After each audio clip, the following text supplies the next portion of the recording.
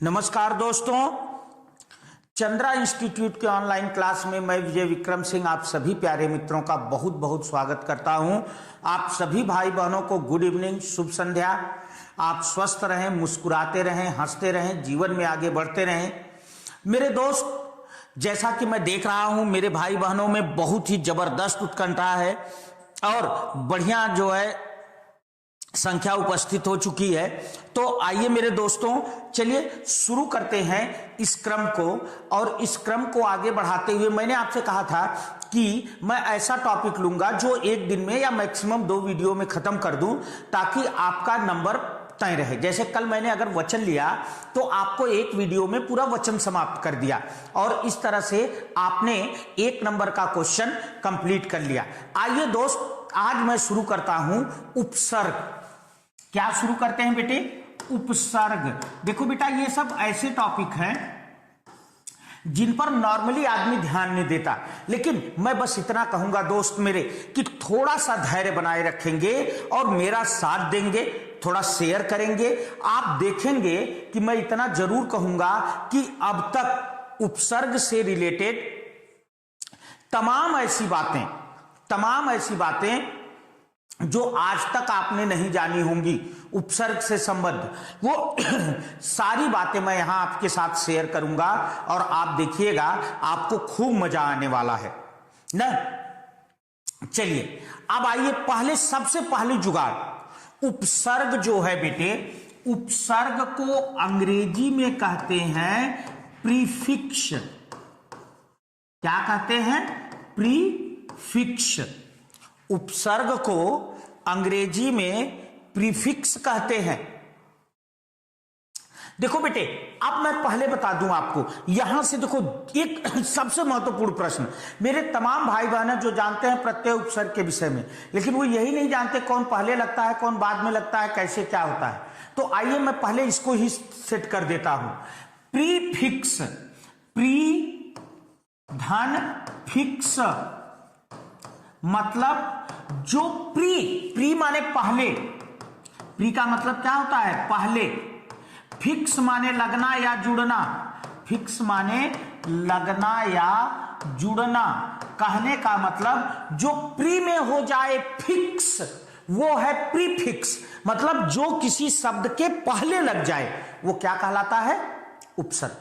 अब देखिए, कभी जीवन में गलत नहीं होगा, मजा आ गया?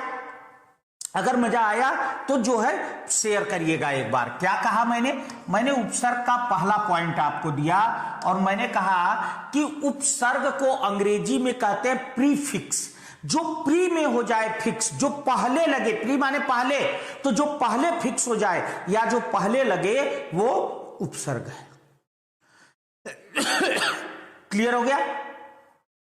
कहने का मतलब इससे हमने ये जाना क्या कि उपसर्ग, अभी मैं परिभाषा नहीं लिख रहा हूं, उपसर्ग किसी शब्द के पहले लगते हैं। उपसर्ग किसी शब्द के पहले, उपसर्ग किसी शब्द के पहले क्या होते हैं? उपसर्ग किसी शब्द के पहले लगते हैं, पूर्व में लगते हैं। एक चीज सीख गए यहां से। अच्छा, एक बात बताना बेटे, क्या किसी शब्द से पहले, देखिए मैंने कहा था कि मैं बिल्कुल भी किताबी भाषा नहीं बोलूंगा। यहां से जुगाड़ बना दिया, प्री फिक्स, प्री में हो जाए फिक्स, पहले लग जाए उपसर्ग। अब कभी नहीं भूलेगा, क्योंकि मेरे तमाम भाई बहन एग्जाम से लौटकर ये शिकायत करते हैं कि गुरुजी उपसर्ग प्रत्यय ये तो पता था कि एक पहले लगता है एक बाद में, गुरुजी यही भूल गया कौन पहले कौन बाद। तो जुगाड़ बना लिया।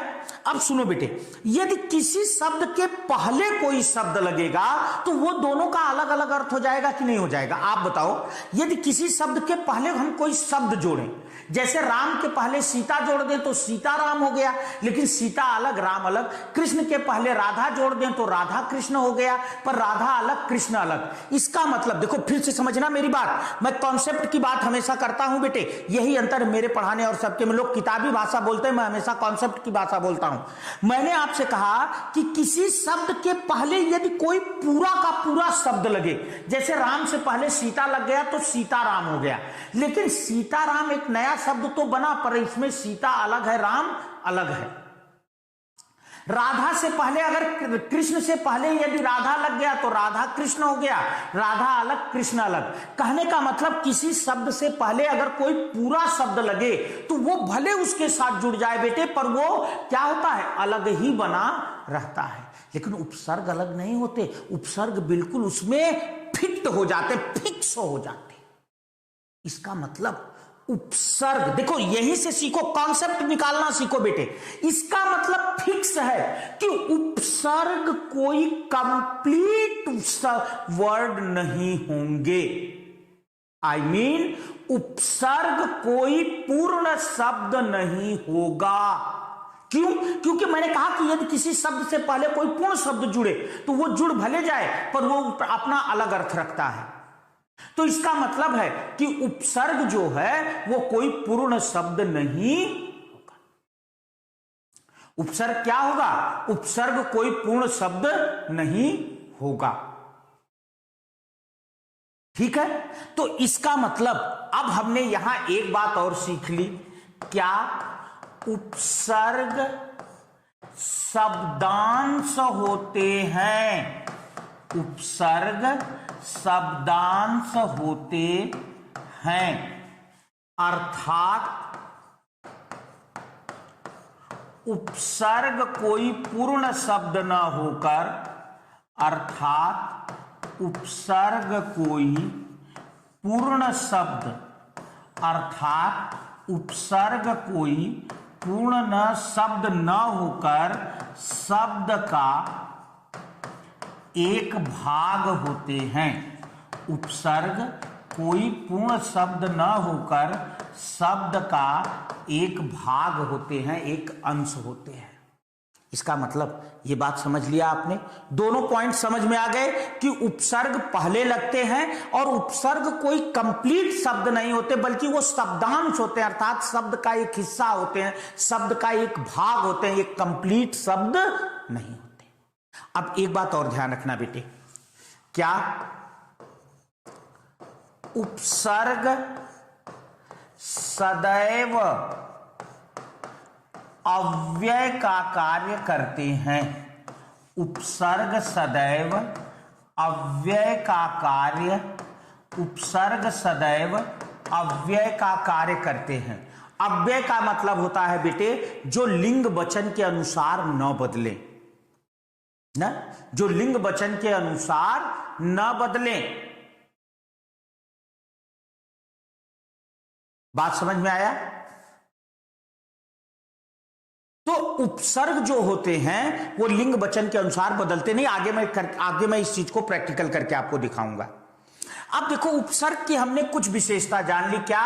नंबर 1 पहले लगते हैं, नंबर 2 शब्दांश होते हैं, नंबर 3 अव्यय का कार्य करते हैं, और नंबर 4 अगर उपसर्ग किसी शब्द से पहले लगते हैं तो आपके मन में जरूर यह जिज्ञासा जगी होगी कि चलो जी, गुरु जी ने कहा कि अगर किसी शब्द के पहले एक कंप्लीट शब्द लगेगा तो वो अपना स्वतंत्र अर्थ रखेगा, अलग अर्थ रखेगा। ठीक, तो अगर उपसर्ग पहले लगते हैं तो क्या उपसर्ग एकदम जो है कोई प्रभाव नहीं डालते शब्द पर? भाई कंप्लीट शब्द अगर अलग अर्थ रखता है तो उसको उपसर्ग नहीं माना गया। तो अगर उपसर्ग पहले लग रहे हैं तो क्या ये शब्द पर कोई प्रभाव डालेंगे या बिल्कुल नहीं डालेंगे? जैसे मैंने कहा राधा से कृष्ण से पहले राधा लगा तो राधा कृष्ण बन तो गया पर राधा अलग कृष्ण अलग। तो चलो अगर कंप्लीट शब्द जुड़ने से यह समस्या आ रही है तो उपसर्ग एक शब्दांश बन गया, ये तो तय है। लेकिन क्या वो शब्दांश उस शब्द पर कोई प्रभाव डालेगा, उस शब्द को प्रभावित करेगा? तो हां, बिल्कुल करेगा। क्या करेगा? ध्यान देना बेटे, उपसर्ग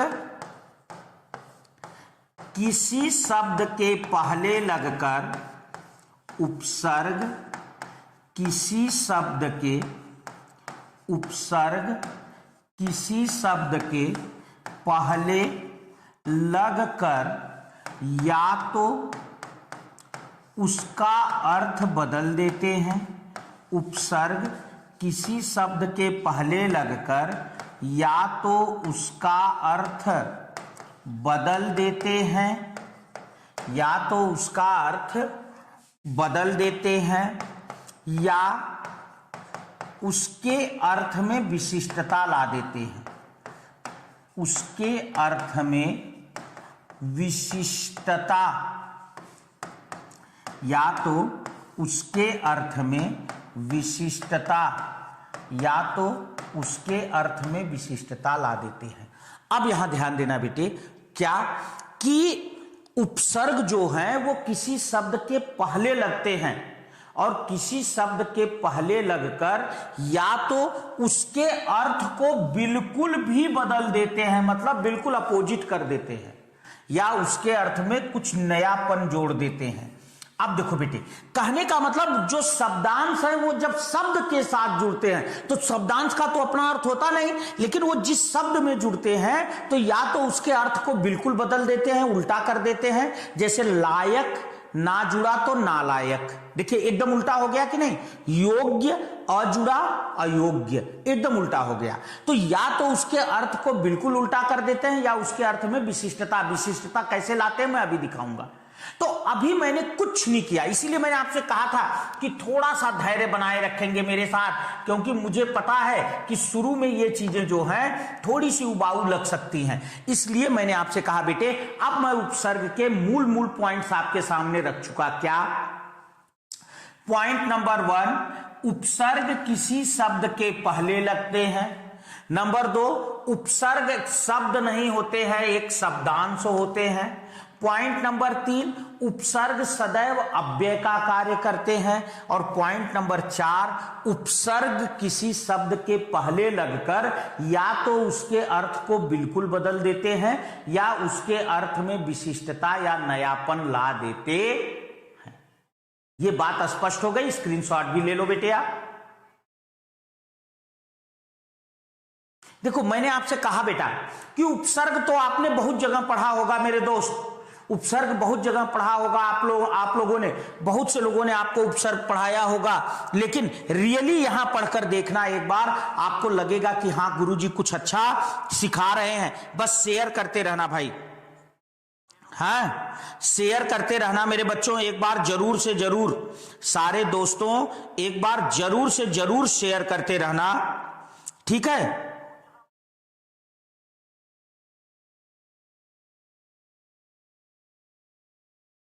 चलिए आगे चलते हैं। अब उसके बिहाफ पर हम उपसर्ग की परिभाषा बना सकते हैं बेटे, और हम कह सकते हैं कि उपसर्ग वे शब्दांश हैं, उपसर्ग वे शब्दांश हैं, उपसर्ग वे शब्दांश हैं जो किसी शब्द के पहले लगकर, उपसर्ग वे शब्दांश हैं जो किसी शब्द के, उपसर्ग वे शब्दांश हैं जो किसी शब्द के पहले लगकर या तो उसका अर्थ बदल देते हैं, या तो उसका अर्थ, या तो उसका अर्थ बदल देते हैं, या उसके अर्थ में, या तो उसका अर्थ बदल देते हैं या उसके अर्थ में विशिष्टता ला देते हैं, या तो उसका अर्थ बदल देते हैं या उसके अर्थ में विशिष्टता ला देते हैं। उपसर्ग वे शब्दांश हैं जो किसी शब्द के पहले लगकर या तो उसका अर्थ बदल देते हैं या उसके अर्थ में विशिष्टता ला देते हैं। समझ गए? यहां तक समझ गए? जरा शेयर करना भाई, शेयर करना। अब आइए मैं उदाहरण देता हूं, फटाफट उदाहरण देता हूं, मजेदार बातें अब बताऊंगा यार, घबराओ नहीं, मजा आएगा बेटा, बहुत मजा आएगा पढ़ने में। जैसे देखो, तमाम नई नई बातें सिखाऊंगा यार आपको। जैसे देखिए, अभी ये 4 पॉइंट मैंने जितना स्पष्ट कर दिया, शायद ही किसी ने इतना क्लियर किया हो।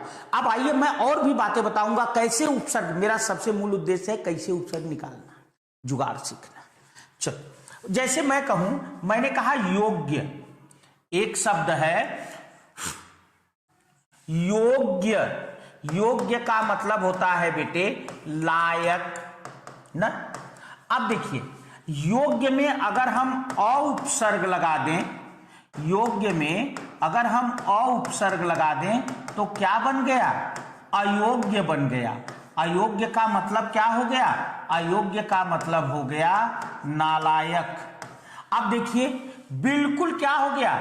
योग्य, लायक का जो है योग्य का उल्टा अयोग्य। इसका मतलब बिल्कुल अर्थ को क्या किया? उल्टा कर दिया। लायक का उल्टा नालायक, अर्थ को बिल्कुल उल्टा कर दिया। नंबर 2, एक शब्द है बेटे वन। अब यहां देखो वन, वन का मतलब होता है जंगल। क्या मतलब होता है? जंगल। क्लियर? अब आपको यह ध्यान रखना है बेटे कि वन मत जंगल के लक्षण क्या क्या हैं, पहले समझो अच्छे से। जंगल में सबसे बड़ी बात है कि पेड़ पौधे होते हैं, होते हैं कि नहीं? पेड़ पौधे होते हैं। नंबर 2, पशु पक्षी होते हैं, पशु पक्षी होते हैं। अच्छा, नंबर 3, कोई कहीं उग सकता है। कोई माने कोई पौधा, कोई भी पौधा कहीं भी उग सकता है, कोई बाउंडेशन नहीं है। और नंबर 4, कोई किसी को मार सकता है, कोई किसी को कोई किसी को मार सकता है। ये सब है। अर्थात कहने का मतलब कि वह स्थान जहां पेड़ पौधे पशु पक्षी हो और कोई नियम कानून ना हो, कोई वृक्ष कहीं उगने को स्वतंत्र है, कोई किसी के ऊपर गिर सकता है, कोई किसी को मार सकता है, कोई नियम कानून ना हो, उसे वन कहते हैं। इसीलिए देखिए लोग अक्सर विपक्षी पार्टियां, सत्ता दल जो भी होता है उस पर आरोप लगाते हैं तो कहते हैं जंगल राज हो गया है, मतलब कोई नियम कानून नहीं है। तो बात समझ गए? वन का मतलब जहां पेड़ पौधे हो, पशु पक्षी हो, लेकिन कोई कहीं उगने को स्वतंत्र हो, किसी पर कोई बाउंडेशन ना हो और कोई किसी को मार सकता हो। अब अगर इसी वन में बेटे, इसी वन में हम उपसर्ग लगा दें, उपधन वन, तो इससे शब्द क्या बन गया? उपवन। उपवन का मतलब होता है बेटे, उपवन का मतलब होता है बगीचा। उपवन का मतलब क्या होता है? बगीचा। अब देखो बेटे बगीचे में भी पेड़ पौधे होते हैं। पॉइंट नंबर 1, बगीचे में भी क्या होते हैं? पेड़ पौधे होते हैं। ठीक, बगीचे में भी नंबर 2 क्या होते हैं? पशु पक्षी होते हैं। बगीचे में भी पशु पक्षी होते हैं, पर सब कुछ माली के अनुसार होता है। पर सब कुछ माली के अनुसार होता है। सब कुछ माली के अनुसार होता है। अब जरा सा समझना, अभी तक तो मैं लिख रहा था, जरा शेयर करते रहो भाई। अब जरा समझना। देखो मैंने क्या कहा? मैंने कहा अब दोनों को समझो और ये जानो। लोग कहते हैं अर्थ में विशिष्टता ला देते हैं, नहीं जान पाते यार कैसे ला देते हैं। मैं समझा रहा हूं, समझो। मैंने कहा बेटे एक शब्द है वन। वन का मतलब होता है जंगल। जंगल का मतलब जहां पेड़ पौधे हो, पशु पक्षी हो और कोई नियम कानून ना हो, कोई वृक्ष कहीं उग सकता है, कोई किसी को मार सकता है, वो जंगल या वन कहलाता है। इसी वन में जब हमने उपसर्ग लगा दिया तो नया शब्द बन गया उपवन। उपवन का मतलब अब हो गया बगीचा। उपवन का मतलब क्या हो गया? बगीचा। अब बगीचे में भी पेड़ पौधे होते हैं, पशु पक्षी होते हैं, ये तो इनसे साम्य है, लेकिन यहां सब कुछ माली के अनुसार होता, अर्थात कोई कहीं भी उगने को स्वतंत्र नहीं है। अगर माली ने चाहा कि हर 10 गेंदे के बाद एक गुलाब लगेगा तो हर 10 गेंदे के बाद एक गुलाब लगेगा। ऐसा नहीं है कि 10 गुलाब के बाद एक गेंदा लगे, नहीं, जो नियम बनेगा वो नियम बनेगा। तो तो कहने का मतलब कि यहां नियम होता है, तो उप लगते ही जो नियम न होने का भाव है वो नियम होने में परिवर्तित हो गया, अर्थात वन से उपवन का अर्थ क्या हो गया बेटे? विशिष्ट हो गया। क्या हो गया? वन से उपवन का अर्थ विशिष्ट हो गया, महत्वपूर्ण हो गया। बात समझ में आ गई? बात समझ में आ गई? वन से उपवन का अर्थ क्या हो गया? विशिष्ट हो गया, महत्वपूर्ण हो गया। क्लियर हो गया सबको कि कैसे अर्थ में विशिष्टता लाते हैं? तो देखिए, इसका अर्थ बदला नहीं, बिल्कुल वही अर्थ है, मूल अर्थ वही है, पेड़ पौधे पशु पक्षी, लेकिन यहां नियम नहीं था, यहां नियम हो गया। तो उप लगते ही अर्थ में विशिष्टता आ गई और नियम आ गया, नियम का बोध कराने लगा। तो यह है अर्थ में विशिष्टता, बिल्कुल वही अर्थ नहीं रहा, उससे भिन्न अर्थ हो गया, विशिष्ट अर्थ हो गया। बात समझ में आ गई सबको? सबको समझ में आ गई कि कैसे उपसर्ग लगने पर अर्थ बदल भी जाता है और कैसे उपसर्ग लगने पर अर्थ में विशिष्टता भी आ जाती। चलो स्क्रीनशॉट लो बेटे।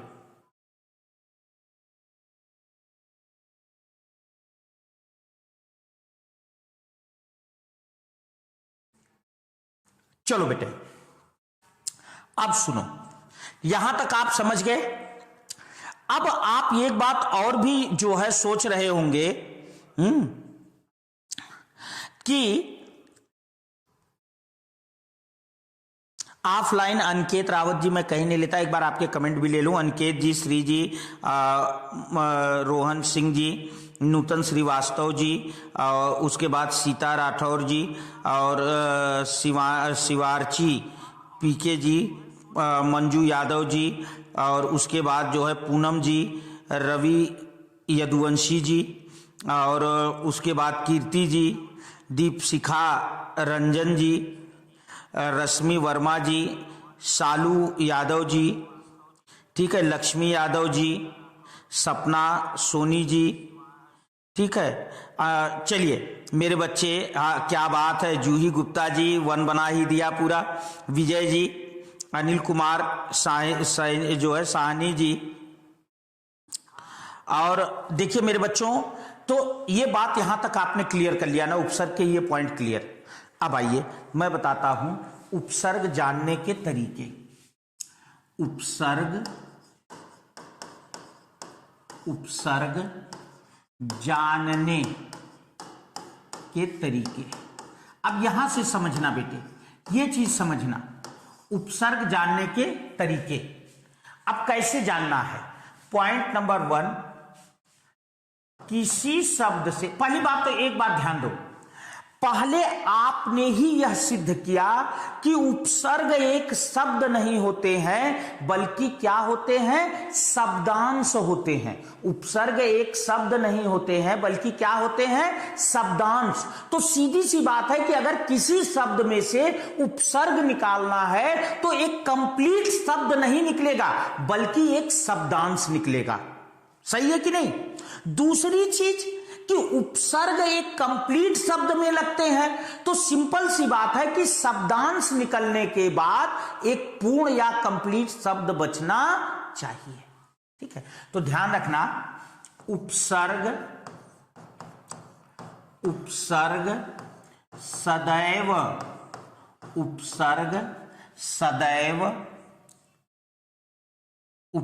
सदैव शब्दांश के रूप में, एक कंप्लीट शब्द नहीं, उपसर्ग सदैव शब्दांश के रूप में, शेयर करते रहना बेटा, उपसर्ग सदैव शब्दांश के रूप में निकलते हैं।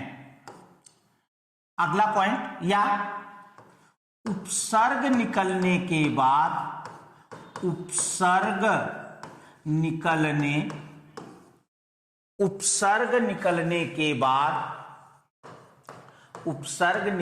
के बाद सदैव एक पूर्ण शब्द बचता है। उपसर्ग निकलने के बाद सदैव एक पूर्ण शब्द उपसर्ग निकलने के बाद सदैव एक पूर्ण शब्द बचता है। ये दो पॉइंट तो क्लियर है पीछे से ही कि भाई आपने कहा उपसर्ग शब्दांश होते हैं, तो सीधी सी बात है कि उपसर्ग शब्दांश रूप में निकलेंगे और एक शब्द में जुड़ते हैं, तो उपसर्ग जब निकल जाएंगे तब भी एक कंप्लीट शब्द बचना चाहिए। लेकिन अब एक बात ध्यान देना, क्या ध्यान देना, जो यहां तक तो सब बता देंगे, अब जो मैं ये बात बता रहा हूं ये कोई नहीं बताएगा। क्या? उपसर्ग निकलने के बाद, उपसर्ग निकलने के बाद, उपसर्ग निकलने के बाद जो शब्द बचता है, उपसर्ग निकलने के बाद जो शब्द बचता है उसका अर्थ, अब ये पॉइंट समझना मेरा, नहीं तो गलत होने से बचा लूंगा मैं यहीं, उसका अर्थ उपसर्ग सहित, उपसर्ग सहित शब्द के अर्थ से, उसका अर्थ उपसर्ग सहित शब्द के अर्थ से मिलता होना चाहिए, मिलता जुलता, उपसर्ग सहित शब्द के अर्थ से मिलता जुलता होना चाहिए। अब आप सोच रहे होंगे यार गुरुजी ये कौन सी बात कर रहे हैं, तो मैं सही बात कर रहा हूं, बस शेयर करना बेटे, मैं सही बात कर रहा हूं, बहुत अच्छी बात आपको सिखा रहा हूं, सुनना। जैसे अभी आपने एक शब्द लिया उपवन, अब आपसे उसने क्वेश्चन किया कि उपवन शब्द में उपसर्ग है, उपवन शब्द में उपसर्ग है। अब क्या करना है, आपको यह ध्यान देना है, मान लीजिए उसने पहला ऑप्शन दिया उ, दूसरा ऑप्शन दिया उप, तीसरा ऑप्शन दिया उप व और चौथा ऑप्शन दे दिया अन। ठीक, अब देखिए, सॉरी ये नीचे हलंत नहीं रहेगा, उप। अब देखिए, अब मैंने कहा कि उपसर्ग एक शब्दांश रूप में निकलेगा, उसके बाद एक सार्थक शब्द बचना चाहिए, तो तमाम मेरे भाई बहन कहते हैं कि यार अगर ऊ निकाल दिया तो पवन बच गया। अब देखो यही समस्या से बचा रहा हूं मैं आपको, ये चीज मैंने कहा कोई नहीं बताएगा आपको, ना किसी किताब में लिखा है, ये पढ़ाते पढ़ाते अनुभव की चीजें हैं बेटे, कि ऊ निकाला आपने तो ऊ एक शब्दांश है, क्योंकि ये कंप्लीट शब्द नहीं है, और पवन जो है एक पूर्ण शब्द है। अब मेरे तमाम भाई बहन कहते हैं कि भैया ऊ वाला ही उत्तर सही है। क्यों? क्योंकि ऊ निकालने पे पवन एक सार्थक शब्द बच रहा है, और यहां वो कर जाते हैं गलत। क्यों गलत कर जाते हैं? क्योंकि अब पवन का तो मतलब होता है भैया हवा, पवन का मतलब क्या होता है? हवा, और उपवन माने बगीचा, उपवन माने बगीचा। अब आप बताओ, ये दोनों बिल्कुल एक दूसरे से 36 हो गए, कोई मतलब नहीं है भाई। उपवन माने बगीचा, बगीचा माने पेड़ पौधे पशु पक्षी, और पवन माने हवा, दोनों अलग अलग हो गए। अब आपके दिमाग में अगर मेरा बताया यह जुगाड़ रहेगा तो आप तुरंत कहोगे कि नहीं यार, ऊ निकालने पर पवन बच रहा है, पवन माने हवा, और ये तो उपवन माने बगीचा, हवा और बगीचा का मेल नहीं खा रहा। भाई ठीक है, हवा बगीचे में ही चलती पर मैदान में भी चलती है, ठीक है, तो इन दोनों का कोई मेल नहीं खा रहा यार। इसका मतलब है कि कंफर्म है कि ये गलत उत्तर है, ऊ नहीं है। जब आप ऊ नहीं निकालेंगे, रखेंगे, तब आपका दिमाग जाएगा उप पर, और उप निकालेंगे तो वन बचेगा। उप क्या है? उप एक शब्दांश है।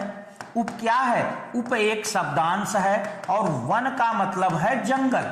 अब देखिए, उपवन में भी पेड़ पौधे पशु पक्षी होते हैं, बगीचे में भी, और वन में भी या जंगल में भी पेड़ पौधे पशु पक्षी होते हैं। इसका मतलब दोनों का अर्थ एक दूसरे से मिल रहा है। इसका मतलब 100% जो है उप उपसर्ग है, न कि उ।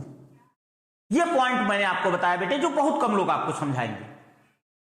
तो केवल इतना दिमाग मत, केवल ये मत सोचिए कि उपसर्ग निकलने के बाद हमेशा एक सार्थक शब्द बचता है, बल्कि ये दिमाग में रखिए कि उपसर्ग निकलने के बाद सदैव क्या होता है, एक सार्थक शब्द तो बचता है पर उस शब्द का अर्थ मूल शब्द के अर्थ से मिलता जुलता होना चाहिए। बात समझ गए? मजा आया? अगर मजा आया तो संख्या अब तक 2000 प्लस हो जानी चाहिए थी, संख्या अब तक 2000 प्लस हो जानी चाहिए थी। तो जरा एक बार झूम के शेयर करेंगे, एक बार झूम के शेयर करेंगे जरा सा।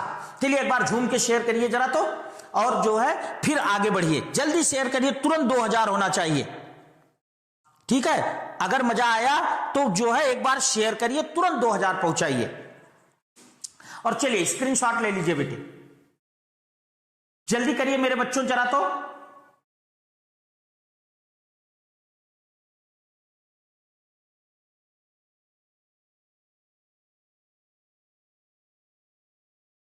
चलो मेरे बेटे, अब देखो, अब मैं बताता हूं उपसर्ग कैसे निकालना है। ट्रिक देखो, हमारी ट्रिक देखो और चीजें समझो।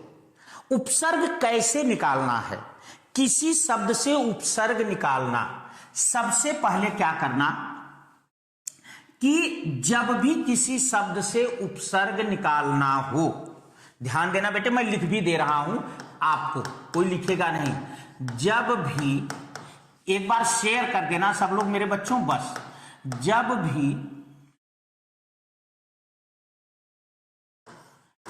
भी किसी शब्द से, जब भी किसी शब्द से उपसर्ग, जब भी किसी शब्द से उपसर्ग निकालना हो तो यदि शब्द का प्रथम वर्ण, यदि शब्द का प्रथम वर्ण, यदि शब्द का प्रथम वर्ण स्वर है, यदि शब्द का प्रथम वर्ण स्वर है तो पूरा स्वर,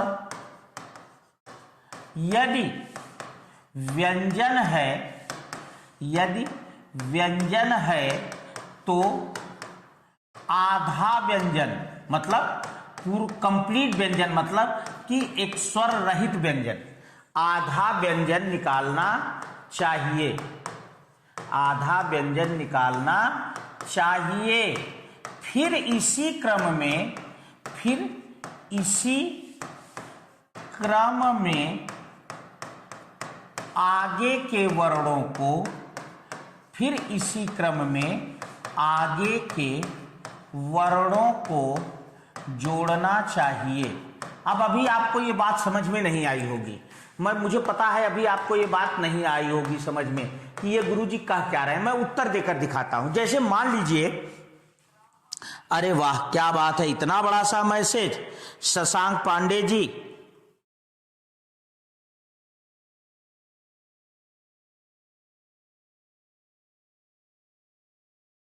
हाँ बिल्कुल कंटिन्यू वीडियो चलती है बेटे, क्यों नहीं।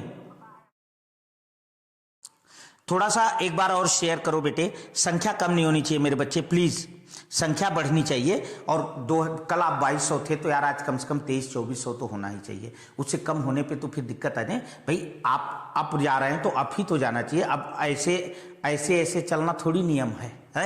सही है कि नहीं? फिर तो रास्ता गड़बड़ हो जाता है। चलो मैं अब तरीका दिखाता हूं, सुनो मेरे बेटे। जैसे मान लीजिए आपसे पूछ लिया अनाथ, आपसे कहा अनाथ शब्द में, अब यहां सीखना तरीका उपसर्ग निकालने का। अनाथ शब्द में उपसर्ग है, अनाथ शब्द में उपसर्ग है, कौन सा उपसर्ग? अब मैंने क्या कहा था कि यदि पहला वर्ण स्वर है, अब देखिए यहां अनाथ में पहला वर्ण अ है जो एक स्वर है, तो पहले पहला वर्ण अलग कर लीजिए और इन दोनों को अलग कर लीजिए। अधन नाथ। अब आप जान रहे हैं कि अ एक शब्दांश भी है, अ क्या है? एक शब्दांश भी है, अ एक उपसर्ग भी होता है, और नाथ जो है यह एक पूर्ण शब्द भी है। इसका मतलब कि इस वाक्य में कौन, इस शब्द में कौन सा उपसर्ग है? अ उपसर्ग है। बात समझ में आ गई? लेकिन अगर आपसे कह रहा है कि जो है उत्कर्ष शब्द में, या चलिए एक और ले लेते हैं, जो है कि अगर आपसे पूछा कि उपदेश शब्द में कौन सा उपसर्ग है। अब ध्यान दीजिए, प्रश्न नंबर 2, अगर कहा उपदेश शब्द में उपसर्ग। अब देखिए बेटे, कठिन प्रश्न ऐसे ही सॉल्व होंगे। अब आपने पहले तो देखा कि ऊ है, तो ऊ कंप्लीट है, तो ऊ धन पदेश कर दिया। अब पदेश कोई शब्द नहीं है, ना ऊ कोई उपसर्ग है। अब यहां जो प है, इसको पहले आधा प लाओ, पूरा मत लाना बेटे, आधा प लाओ। तो ऊ धन आधा प लिया, तो इसका अ बच गया आदेश। अभी भी ये सही नहीं बना। अब नहीं सही है तो अ को फिर इधर ले आइए। जब अ को इधर लाएंगे तो अ प में जुड़ जाएगा, तो ये उप पूरा हो जाएगा, उपधन देश। अब आपने जान लिया कि उप एक उपसर्ग है, देश एक सार्थक शब्द है, इसका मतलब इसमें उप उपसर्ग है। देखो, ये तो एक केवल सरल तरीका मैंने दिखाया आपको। अब थोड़ा सा कठिन की ओर चलता हूं, ठीक है, थोड़ा सा कठिन की ओर चलता हूं। जैसे आपसे पूछा बेटे, मान लीजिए उसने कहा आपसे उन्नति शब्द में उपसर्ग। अब देखिए, उन्नति, क्वेश्चन किया आपसे उन्नति शब्द में उपसर्ग बताओ आप। ठीक, अब देखो आप क्या करेंगे, पहले ऊ लेंगे, आधा न पूरा न ती, ये कोई शब्द नहीं बना, फिर उन लेंगे, नति बना। अब यार एक बात तो देखो, नति तो एक सही शब्द बन गया, पर उन उपसर्ग नहीं है। आगे मैं बात बताऊंगा आपको करना क्या है। उन उपसर्ग नहीं है, तो यार इसका मतलब अब तो मामला गड़बड़ हो गया। क्यों? क्योंकि ये तो एक सार्थक शब्द बन गया। उन्नति का मतलब ऊपर जाना, नति माने भी होता है ऊपर की जो है आगे बढ़ना, और उत माने ऊपर बढ़ना, तो उन्नति शब्द भी मेल खा रहा है। इसका मतलब ये शब्द तो सही निकल गया, पर उन उपसर्ग नहीं है, उन कोई उपसर्ग नहीं है। तब तुरंत ये समझना बेटे, देखो अच्छी बात यहां समझा रहा हूं, तुरंत समझ लेना, अगर यहां एक सार्थक शब्द निकल गया, ध्यान देना, अगर यहां सार्थक शब्द निकल गया और यहां उपसर्ग नहीं बन रहा है, तो तुरंत समझ लेना कि यहां संधि का नियम है। तुरंत समझ लेना यहां क्या है, संधि का नियम है। और किसी न किसी संधि से ये बना है, तो आप जानते हैं त की जगह न हो जाता है ना भाई। यदि पहले पद का अंतिम वर्ण जो है क छ ट त प में से कोई एक हो, या वर्गीय व्यंजनों का कोई वर्ण हो, तो और पीछे अगर पंचमाक्षर हो, तो क छ ट त प की जगह जो है उसका पंचमाक्षर हो जाता है। जैसे वाक धनमय से वांगमय हो जाता है ना। तो यदि पहले पद का अंतिम वर्ण क छ ट त प में से कोई एक हो, और दूसरे पद का प्रथम वर्ण कोई पंचमाक्षर हो, अर्थात अंगा या ण न म में से कोई एक हो, तो क छ ट त प की जगह उसका पंचमाक्षर हो जाता है। तो यहां अगर हम त का पहला वर्ण क्या है, न का पहला वर्ण क्या है, त, तो अगर हम इसको कर दें उत और इसको कर दें नति,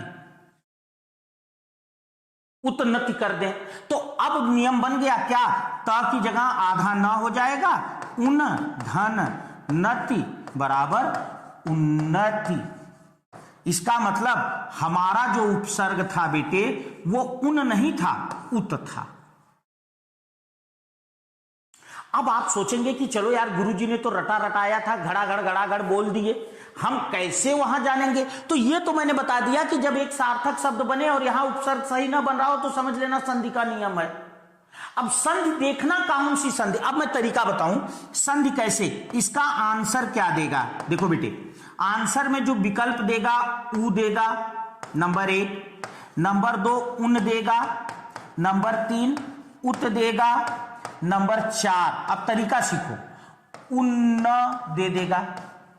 अब देखो, आपने ये देखा कि ऊ तो है नहीं, क्योंकि ऊ हटाने पर न ये कट गया, उन नहीं है। क्यों? क्योंकि नति शुद्ध शब्द तो बन रहा है पर उन उपसर्ग नहीं होता है, न उपसर्ग नहीं है, हटा दिया।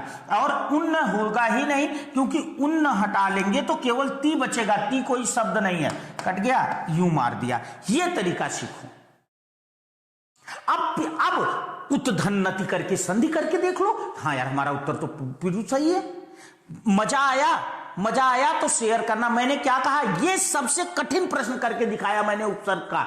क्या कहा मैंने कहा अगर यहां एक सार्थक शब्द निकल जाए और यहां सही उपसर्ग न बैठ रहा हो तो समझ लेना इसमें संधि का नियम है। तो तुरंत विकल्प पर जाना और एक एक के काटते जाना। जैसे हमने ऊ पहले लिया था, नहीं बना था, ऊ को काट दिया।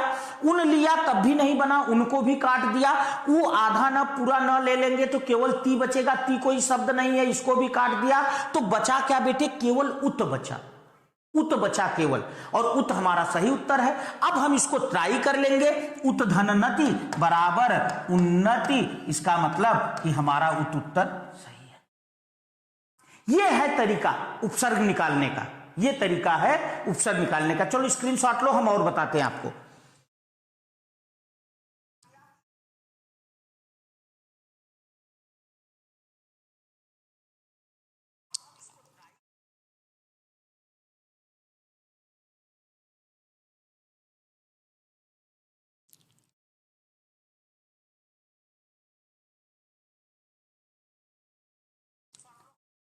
चलिए, जैसे आपसे पूछा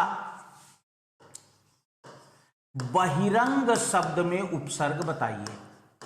बहिरंग, आपसे पूछा बहिरंग शब्द में उपसर्ग, बहिरंग शब्द में उपसर्ग होगा।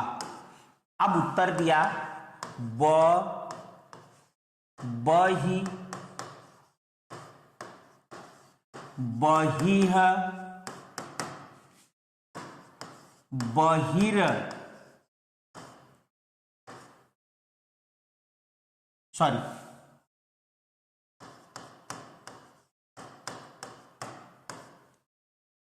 अब देखो बेटे, अगर वास्तव में आप मेरी बात तो मानो कि अगर ऐसे प्रश्नों को ना, ये प्रश्न लोगों को बहुत कठिन लगते हैं यार, पर मुझे सबसे आसान लगते हैं। क्यों? अगर आपने ढंग से पढ़ा है तो इसको तो मैं बिना पढ़े बता दूं यार।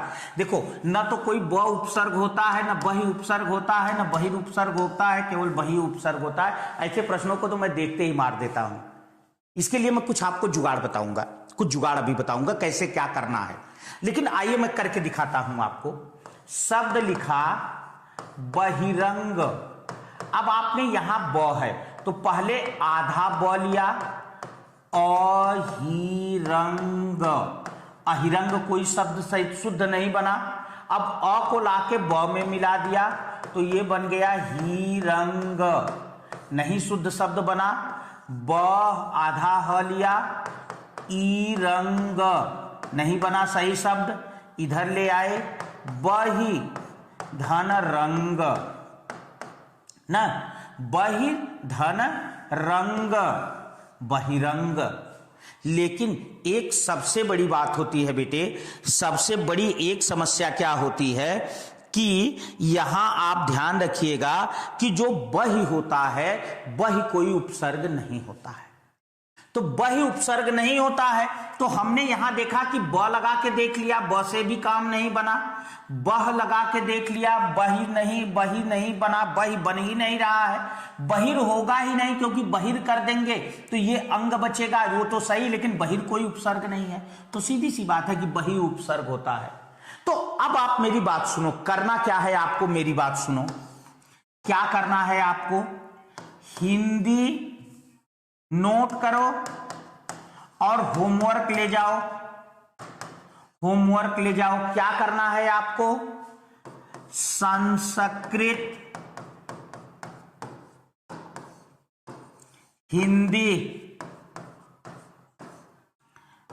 ये बिल्कुल कंपलसरी। उर्दू के, संस्कृत, हिंदी, उर्दू के उपसर्गों, संस्कृत और हिंदी उर्दू के उपसर्गों की सूची बनाएं तथा उनके अर्थ भी तथा उनके अर्थ भी याद करें। संस्कृत, हिंदी, उर्दू के उपसर्गों की सूची बनाएं और उनके अर्थ याद करें। मतलब जैसे मैं बता दूं आपको, जैसे मैं बता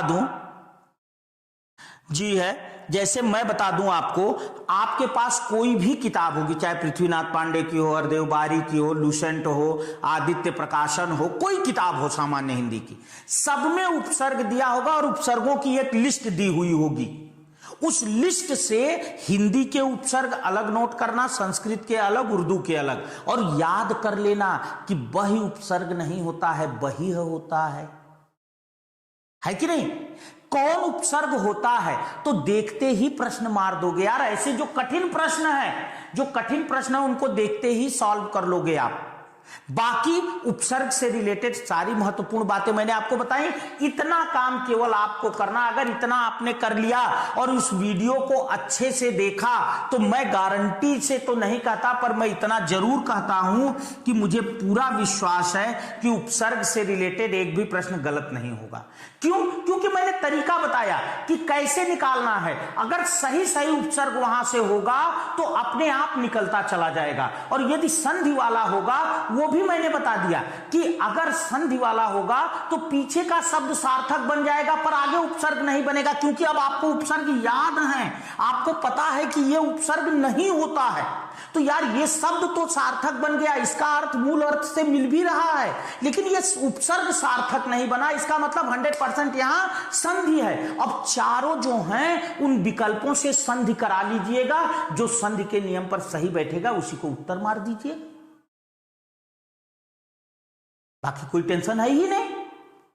अच्छा एक बात और, ठीक है, तो आपको इतना काम करना है।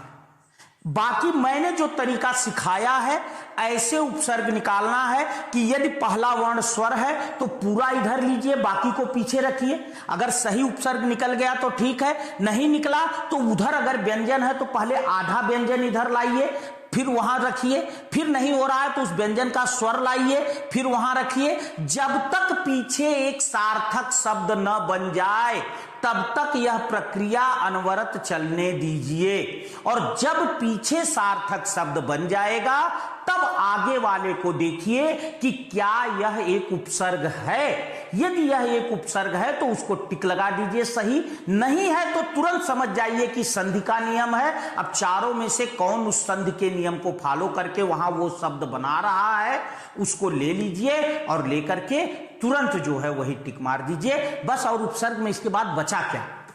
तो इस वीडियो को एक बार और सीरियस होकर देखिएगा और तरीका सीखिएगा, जैसे मैंने एक एक तोड़ के निकाला, और उपसर्ग याद कर लीजिएगा। मैं कहता हूं अगर एक प्रश्न गलत हो जाए तो मैं खड़ा हूं भाई। जब आपको पता है कि यह उपसर्ग होता है, यह होता ही नहीं, तो जब तक वो नहीं निकलेगा तब तक तो हम पीछे। और ध्यान दीजिए, उपसर्ग में एक गलती बच्चे करते हैं, जिसको मैं खाने में बिल्कुल नोट करके रखता हूं। क्या? जब उपसर्ग की बात आती है तो बच्चे हमेशा उपसर्ग पर फोकस करते हैं। मत करिए उपसर्ग पर फोकस, ध्यान